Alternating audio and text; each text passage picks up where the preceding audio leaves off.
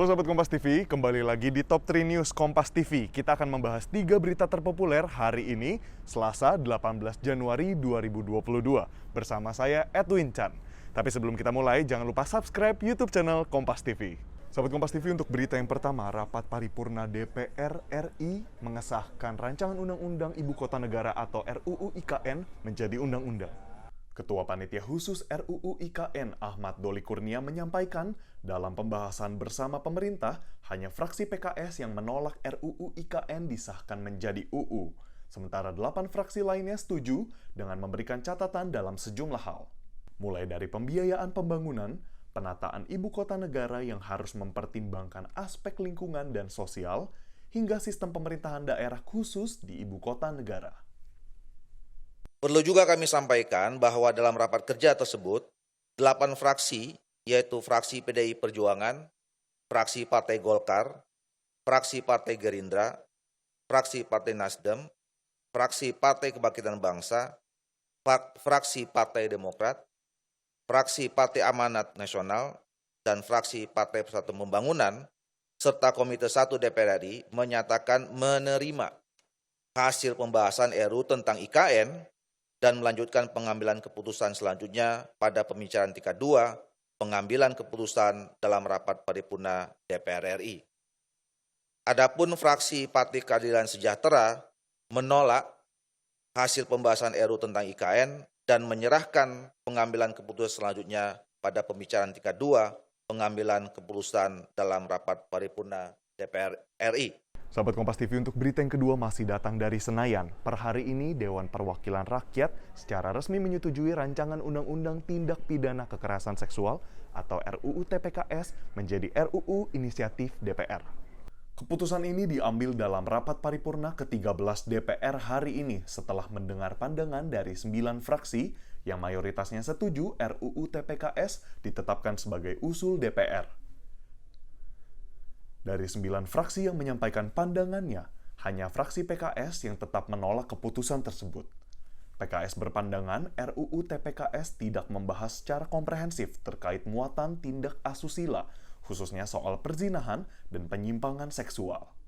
DPR nantinya akan bersurat dengan pemerintah guna menindaklanjuti pembahasan RUU TPKS bersama sejumlah kementerian terkait. Sidang Dewan yang terhormat, dengan demikian ke-9 fraksi telah menyampaikan pendapat fraksinya masing-masing.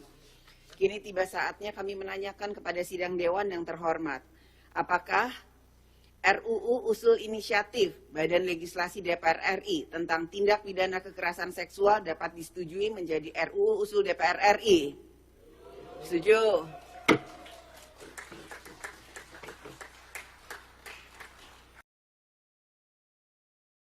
Sahabat Kompas TV, sebagai berita yang terakhir, Polda Metro Jaya menangkap 4 tersangka pengeroyokan terhadap TNI Angkatan Darat di Waduk Pluit, Jakarta Utara. Hingga kini, polisi masih mencari tersangka lainnya yang menjadi buron. Penyidik di Treskrimum Polda Metro Jaya menggelar konferensi pers didampingi pihak Pomdam Jaya. Dalam kasus ini, polisi berhasil menangkap 4 orang yang diduga menjadi pelaku pengeroyokan. Sementara itu, tersangka lainnya masih dalam pengejaran dan masuk ke dalam daftar pencarian orang. Satu di antaranya diduga kuat sebagai pelaku penusukan yang menyebabkan Pratusadi gugur. Pada hari Selasa, kita sudah mengamankan 4 orang.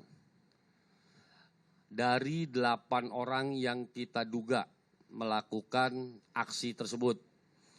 Dari 4 orang yang sudah kita amankan, terhadap yang bersangkutan 3 orang sudah kita tetapkan sebagai tersangka. Dan yang 1 orang masih dilakukan pendalaman. Kemudian, masih ada yang belum tertangkap. Kepadanya sudah ditetapkan sebagai tersangka.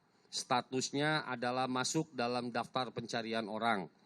Orang tersebut antara lain adalah atas nama Baharudin. Ini orangnya. Atas nama Baharudin, dialah yang diduga kuat melakukan aksi penusukan. Kemudian yang kedua adalah DPO atas nama Sapri. Ini sudah kita tetapkan sebagai tersangka dan saat ini sedang kita lakukan pengejaran.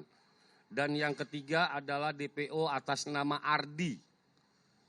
atas nama Ardi. Ini orangnya.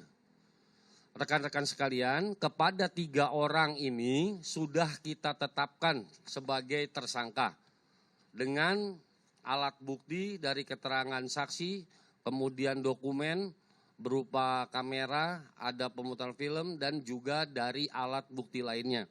Oleh karenanya kepada yang bersangkutan telah ditetapkan sebagai tersangka dan statusnya adalah DPO.